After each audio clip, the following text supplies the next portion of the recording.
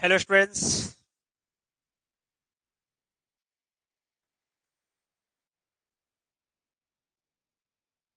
Hello students, कैसे हैं आप लोग? आप सभी बच्चों को टेक्निकल क्लासेस के ऐप में स्वागत है। आज हम लोग बात कर रहे हैं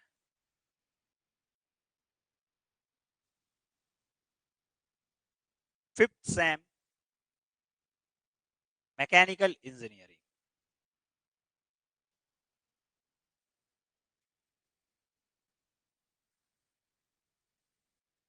आ जाइए Anshu Singh, again good morning. Good morning.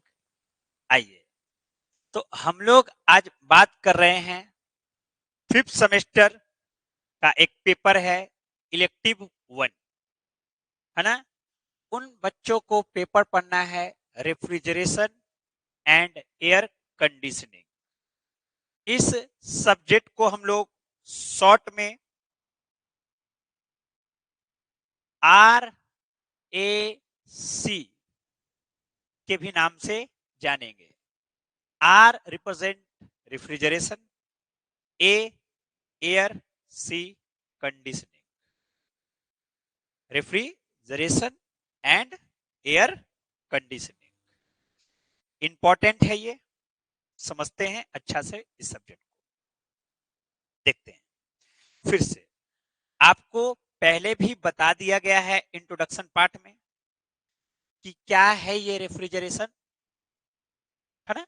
इसको थोड़ा सा एक बार और हम लोग समझ लेते हैं, अच्छे से बात को समझेंगे, देखेंगे। देखिए, मान लेते हैं कि सिर्फ सुनना है कि यह एक वॉल्यूम है, वह वॉल्यूम क्लोज वॉल्यूम है। बोलो क्लियर है। और ये बाहर का सराउंडिंग, मतलब बाहर का पार्ट जिसको हम लोग सराउंडिंग बोल रहे हैं। अच्छा, अब जैसे कि एग्जाम्पल के लिए सब बच्चा लोग रिप्लाई करना। क्या सभी बच्चों ने फ्रिज देखा है? फ्रिज, जो आपका फ्रिज होता है ना, देखा होगा। अच्छा, तो फ्रिज जो होता है वह ओपन होता है कि क्लोज होता है? फिफ्थ सेमेस्टर के लिए है बच्चा पार्टी। फ्रिज जो होता है वह ओपन वॉल्यूम में है कि क्लोज वॉल्यूम में? बताइए, ओपन में रहता है कि क्लोज में? बिल्कुल सही बात,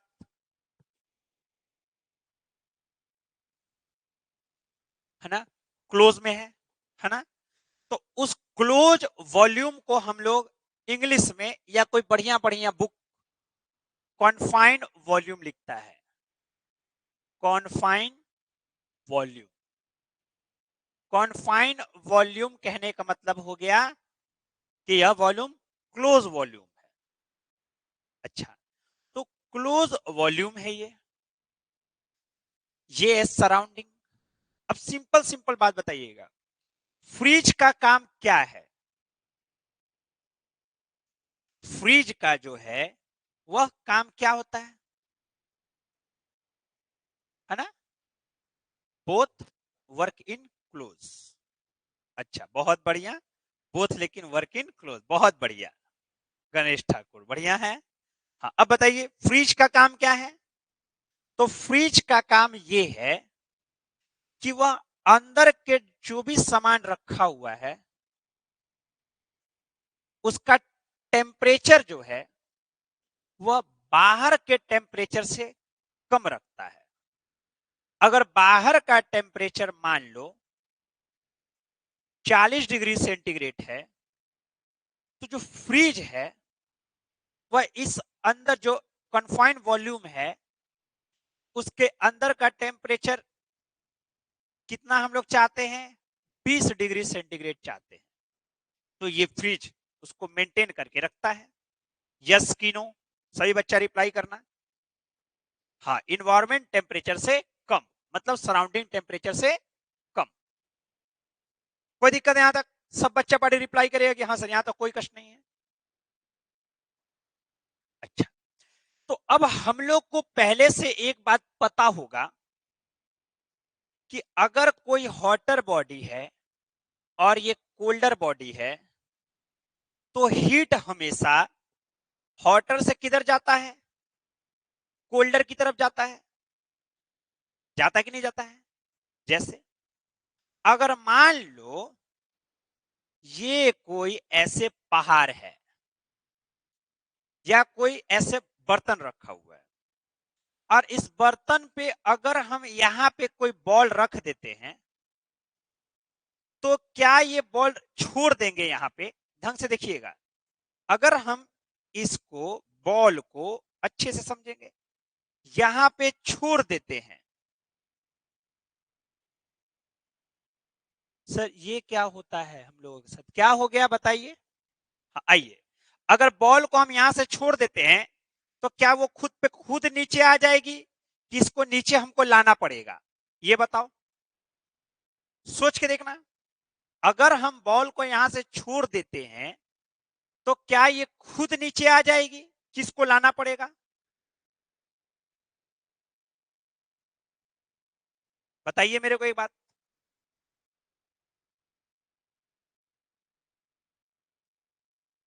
ये बात रिप्लाई करिए पहले। नहीं नहीं, नोटिफिकेशन तो गया ही होगा, ऐसा नहीं होगा कि नोटिफिकेशन नहीं गया होगा। हाँ, रिप्लाई करिए यहां तक। खुद पे खुद आएगा, बाई सेल्फ खुद आ जाएगा। लेकिन वही इसका रिवर्स, अगर इस बॉल को हमको यहां पर लेकर जाना है, तो क्या खुद पे खुद चला जाएगा कि हमको इसके ऊपर काम करना पड़ेगा? बताइए, अगर इस बॉल को हमको यहां पर लेकर के जाना है अब, तो क्या खुद पे खुद चला जाएगा कि हमको बॉल के ऊपर काम करना पड़ेगा? ऑब्वियस सी बात है, बिना बॉल को ले जाए वो यहां पर नहीं पहुंचेगा, हमको कुछ ना कुछ तो काम करना पड़ेगा। वही चीज यहां पर भी है। क्या कॉन्सेप्ट है? कॉन्सेप्ट ये है बच्चा पार्टी कि हमको अंदर का टेम्परेचर कम रखना है। अब बाहर का टेम्परेचर ज्यादा है, तो अगर बाहर का टेम्परेचर ज्यादा है, तो बाहर से हीट अंदर आएगा। लेकिन हमको अंदर का टेम्परेचर कम रखना है, इसका मतलब ओकरा में से हीट निकालना है। अब हमको निकालना है हीट, तो हमको उसके ऊपर कुछ ना कुछ तो काम करना पड़ेगा ना, तबे ना हीटवा बाहर निकलेगा। तो ये जो प्रोसेस है हीट निकालने वाला, काहे निकाल रहे हैं? ताकि जो क्लोज वॉल्यूम है उसका टेम्परेचर बाहर के टेम्परेचर से कम रहे। तो इसके लिए हमको हीट निकालना पड़ेगा। तो ये जो प्रोसेस है, इसी प्रोसेस को हम रेफ्रिजरेशन कहते हैं। क्या दिमाग में गया रेफ्रिजरेशन क्या होता है बच्चा लोग? अच्छा, और आगे सुनते हैं। अब हमको जितना हीट निकालना पड़ेगा इसमें से, ताकि अंदर का टेम्परेचर 20 ही रहे, उस हीट को हम लोग रेफ्रिजरेटिंग इफेक्ट कहेंगे। बोलो, क्लियर है? और जो मशीन ये काम करेगा, जो डिवाइस ये काम करेगा, उस डिवाइस को हम लोग रेफ्रिजरेटर बोलते हैं। तीन बातें। रेफ्रिजरेशन एक प्रोसेस है, उस प्रोसेस को करता कौन है? रेफ्रिजरेटर। उस प्रोसेस में जो हम हीट बाहर निकालते हैं, उस हीट को बोलते हैं रेफ्रिजरेटिंग इफेक्ट। क्या दिमाग में ये बात बैठ गया सभी बच्चों को? क्या यहां तक कोई भी कष्ट है किसी बच्चों को? रिप्लाई करना। बेसिक कॉन्सेप्ट दे रहे हैं आज। क्लास तो अगले बार से नोट्स एकदम बढ़िया से बनाना है, एकदम सुरक्षित नोट्स, कोई भी पढ़े आपको मजा आ जाए। कोई कश बच्चा लोग, यस कि नो? अब बात करते हैं इस सब्जेक्ट में हम लोग को जो यूनिट्स पढ़ने हैं वह टोटल 5 यूनिट पढ़ने हैं, जैसा कि आपको इंट्रोडक्शन में बता दिया गया। फिर से खास बात क्या है, एक चीज हम तुमको समझा देते हैं अभी से ही। इसमें जो 5 यूनिट पढ़ना है ना, जिसमें इंट्रोडक्शन टू रेफ्रिजरेशन है ना, रेफ्रिजरेशन सिस्टम है ना। अच्छा, आगे बात करते हैं एयर कंडीशनिंग। ये जो तीनों हम टिक किए हैं ना बच्चा पार्टी, यह न्यूमेरिकल पार्ट है। और बच्चा लोग जेई में इसका जबरदस्त रोल है। जेई में इसके बहुत जबरदस्त सवाल आते हैं, हम अभी बोल रहे हैं और हम अभी से एडवाइस दे रहे हैं। जो बच्चों को कॉलेज में आरएसी नहीं मिला है वो आरएसी पढ़ेंगे, क्योंकि ऐसा माना जाता है कि अगर आरएसी नहीं पढ़ा तो कम से कम 4 नंबर का सवाल कॉम्पिटिटिव एग्जाम में छूट जाएगा। सेमेस्टर तो हम अभी बोल रहे हैं, सेमेस्टर तो तुमसे मेरा मैराथन देखोगे तो पास हो जाओगे, इसमें एकदम कोई किंतु परंतु की बात ही नहीं है। अब तुमको सोचना है कि तुमको सेमेस्टर पास करना है कि नौकरी लेना है। हम तुमको तो कुछ देर पहले भी समझा चुके हैं, जब कुछ देर पहले हम प्रोडक्शन और ऑपरेशन मैनेजमेंट का क्लास ले रहे थे। तो आपको सोचना है कि आपको करना क्या है। इंपॉर्टेंट बात बच्चा पार्टी एकदम बात करते एकदम सिंपल से कॉन्सेप्ट से, है ना। ये जो टॉपिक है, इस टॉपिक से बच्चा लोग 2 से 3 नंबर का ऑब्जेक्टिव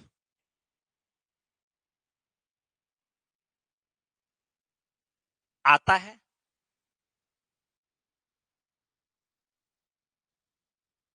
और 4 नंबर का एक क्वेश्चन 4 मार्क्स का आएगा एग्जामिनेशन।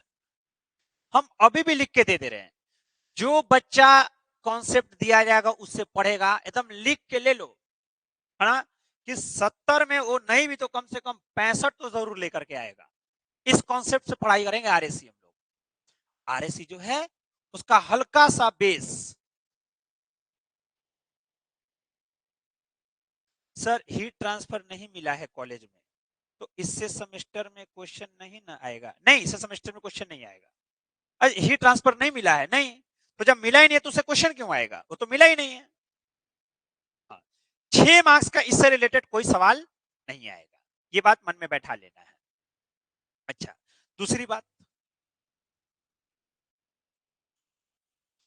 जहां तक रेफ्रिजरेशन सिस्टम की बात है, इससे 5 से 6 मार्क्स का ऑब्जेक्टिव, एक सवाल 4 मार्क्स का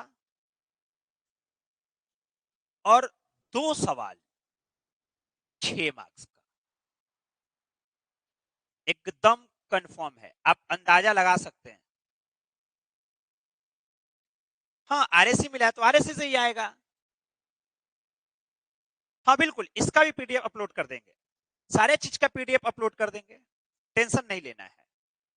क्लियर है? ये रेफ्रिजरेशन सिस्टम का कॉन्सेप्ट है। कितना इंपॉर्टेंट है इसी बात से अंदाजा लगा दो। हम अभी बोलेंगे, ये पूरा चैप्टर जो है ना इन्हीं 2 लोगों के ऊपर पूरा टिका हुआ है ना। हालांकि कंप्रेसर जो कंप्रेस करने के काम आ रहा है,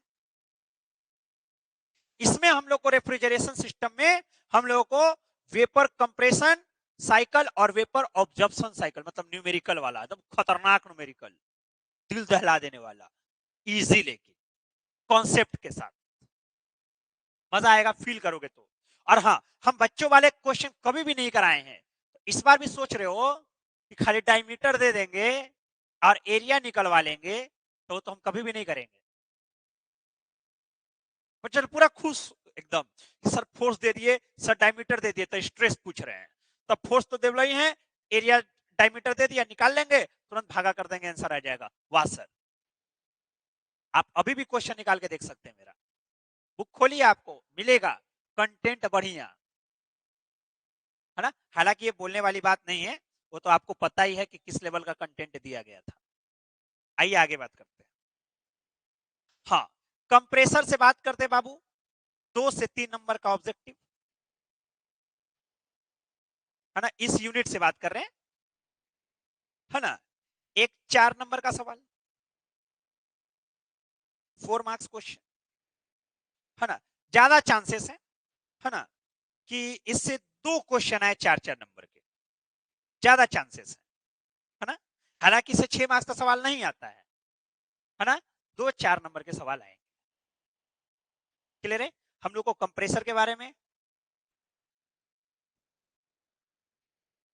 है ना, और हम लोगों को इवापोरेटर के बारे में पढ़ना है। अगला, refrigerant flow unit. Refrigerant flow unit की अगर हम बात करते हैं, इससे भी रिलेटेड 2 से 3 ऑब्जेक्टिव, एक 4 मार्क्स का क्वेश्चन और एक 6 मार्क्स का क्वेश्चन, हर बार आया है ना। तो इसको आप अच्छे से देखेंगे। और last, air conditioning. Air conditioning एक अलग से टॉपिक टाइप का ही है, इसका थोड़ा बहुत रिलेशन रेफ्रिजरेशन से है। इसमें पढ़ना क्या है, इसको थोड़ा सा समझ लेते हैं।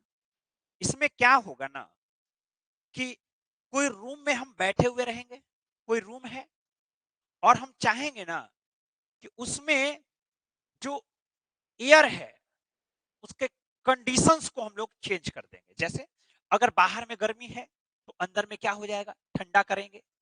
अगर बाहर में ठंडा है तो अंदर में गर्म। एयर के कंडीशंस के बारे में बात हो रही है। लेकिन सिर्फ गर्म और ठंडा ही नहीं करेंगे,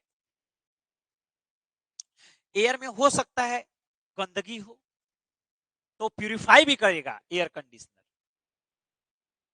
है ना। जो हमारे लिए, ह्यूमन बॉडी के कंफर्ट के लिए हो। ह्यूमिडिटी, जो चिपचिपापन है, उसको भी यहां पर मेंटेन करा जाएगा। ह्यूमन कंफर्ट के हिसाब से बात करी जाएगी इस एयर कंडीशनिंग में। भाई गजब, जेई के लिए गजब इंपॉर्टेंट है। अगर हम बात करते हैं ना, तो जेई के लिए इन दोनों को भी ये पीछे छोड़ देता है, क्योंकि इसमें एक टर्म पढ़ना है, साइकोमेट्रिक। साइकोमेट्रिक बहुत ही इंपॉर्टेंट टॉपिक है इस, है ना। अभी से बात कर लेते हैं हम लोग। मेरे हिसाब से इस सब्जेक्ट में से अगर देखा जाए, इस यूनिट से, तो 3 से 4 मार्क्स के ऑब्जेक्टिव पूछे जाएंगे। एक क्वेश्चन 4 मार्क्स के पूछे जाएंगे और 2 क्वेश्चन 6 मार्क्स के आने चाहिए, या आते भी हैं। ये निचोड़ है ना। क्वेश्चन का पैटर्न चेंज हो गया है बच्चा लोग, है ना। पैटर्न नहीं, लेवल। पैटर्न तो वही है, 20 ऑब्जेक्टिव आ रहे हैं, 4-4 नंबर के 5 सवाल, 6-6 नंबर के 5 सवाल आ रहे हैं, लेकिन चेंज हो गया है। इसलिए अब आपको बढ़िया से पढ़ना होगा। तो हम लोग जो स्टार्ट करेंगे अगले क्लास में, वह स्टार्ट होगा इंट्रोडक्शन टू रेफ्रिजरेशन। फिर से, जहां तक बात है बुक की, तो बुक के लिए बच्चा पार्टी, आप सभी लोग,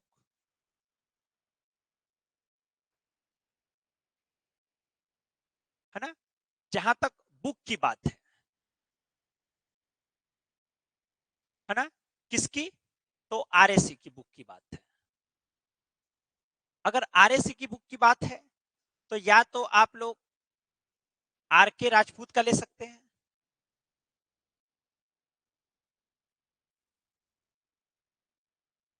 ये ज्यादा बेटर है। आर के राजपूत लीजिए बुक। और हाँ, हम अभी से बोलेंगे, ज्यादा फोकस जेई की तरफ करें। जेई के लिए आप बुक, अभी भी हम थर्ड सेमेस्टर से आपको बोलते आ रहे हैं, जो बच्चे अभी तक नहीं लिए हैं वो अब कम से कम ले लें। आर के जैन या तो फिर डीएस कुमार, और फिर से सभी बच्चों से मेरा रिक्वेस्ट है कि अब इस 6 महीना में आप लोग 1.5 साल का कोर्स करें। जो पिछले पढ़ चुके हैं, 6 महीना है इस सेमेस्टर में, और आपको पिछला 3rd सेमेस्टर 4th सेमेस्टर फिर से पढ़ना है। अगर आप भविष्य अच्छा चाह रहे हैं तो आपको उधर भी बताए थे, हम आपको यहां भी बता रहे हैं। क्लियर है? तो ये बेसिक बात हो गया आज का, जो कि हम इंट्रोडक्शन में बता चुके हैं। अभी हम क्यों बताएं? क्योंकि इसलिए बताया गया है क्योंकि आप एग्जामिनेशन में भी अपने कॉपी में भी इसी तरीका से सब कुछ लिखेंगे, है ना, एकदम डिट्टो जैसे लिखा हुआ है। नोट्स इसी तरीके से बनाना है। आप कॉपी उठाएंगे, आप यहां पर अपने सब्जेक्ट का नाम लिखेंगे। क्लियर है? Refrigeration and air conditioning. उसके बाद आप लोग यहां पर यूनिट वाइज जेई के लिए इंपॉर्टेंट साइड में टिक कर लेंगे, इसको यहां पर लिख लेंगे। होता क्या है ना कि जब एग्जामिनेशन आता है तो बच्चा लोग पूछता है कि सर कौन सा ज्यादा इंपॉर्टेंट है टॉपिक, तो उन बच्चों को यहीं से पता चल जाएगा कि हाँ कौन सा टॉपिक कितना इंपॉर्टेंट है। क्लियर है? यहां से भी हम बात कर लेते हैं। अभी यहां से हम बोले 7 नंबर तक का क्वेश्चन आएगा मैक्सिमम, ये इंपॉर्टेंट है ना। कम से कम 20 नंबर का सवाल आएगा इससे, है ना। इससे अगर बात करते हैं तो 11-12 नंबर का सवाल है ना। जहां तक इसकी बात है तो ये भी मान के चलेंगे कि 17 नंबर का सवाल आएगा इससे। ये ज्यादा इंपॉर्टेंट है ना। ये भी मान के चलिए कि 20 मार्क्स के आसपास का है। मन से पढ़िएगा दोस्त, एक भी क्लास मिस नहीं करिएगा, है ना। क्लास स्टार्ट हो चुका है, आज इंट्रोडक्शन आपको मिल गया। अगले दिन से आप लोग अब पढ़ाई बढ़िया से चालू करें। क्लियर है बच्चा पार्टी? हाँ, नहीं ये फर्स्ट सेमेस्टर का नहीं है बच्चा लोग, ये 5th सेमेस्टर का है। 5th सेमेस्टर मैकेनिकल ब्रांच का है ना। 5th semester mechanical branch. Clear है? हाँ। अच्छा, हाँ जहां तक सौरभ का सवाल था, है ना। सौरभ थोड़ा सा आज पहला दिन है ना, इसीलिए आपको थोड़ा सा टाइम एडजस्ट करने में प्रॉब्लम होता है। पहला दिन है, सब सिस्टम में लेके आ जाएंगे 1 से 2 दिन में। क्लियर है? तो क्लासेस तो अभी स्टार्ट हो गए, है ना। हमने इंट्रोडक्शन दोनों इसमें दे दिया, है ना। सिलेबस आप ढंग से लिखेंगे, उसमें भी ऑपरेशनल मैनेजमेंट में भी, ऑपरेशन मैनेजमेंट में भी सिखा दिया गया है ना। यहाँ पर भी आपको हम बता दिए। अब अगले क्लास से स्टार्ट करते हैं हम लोग अपना नया टॉपिक, है ना, जो हम लोगों को पढ़ना है। क्लियर है एकदम अच्छे से? नहीं, हाँ फिर से जो बच्चे 3rd सेमेस्टर में हैं उनका भी क्लास स्टार्ट हो चुका है। आप जाइए, कोर्स को लीजिए और क्लास स्टार्ट करिए बच्चा लोग, है ना। सभी बच्चे जो 5th सेमेस्टर में हैं वो लोग भी अपने क्लासेस को स्टार्ट करें। हाँ, हम लोग अपने तरफ से पूरा मेहनत करेंगे, आप भी थोड़ा बहुत अपने तरफ से मेहनत करिए। क्लियर है एकदम अच्छे से?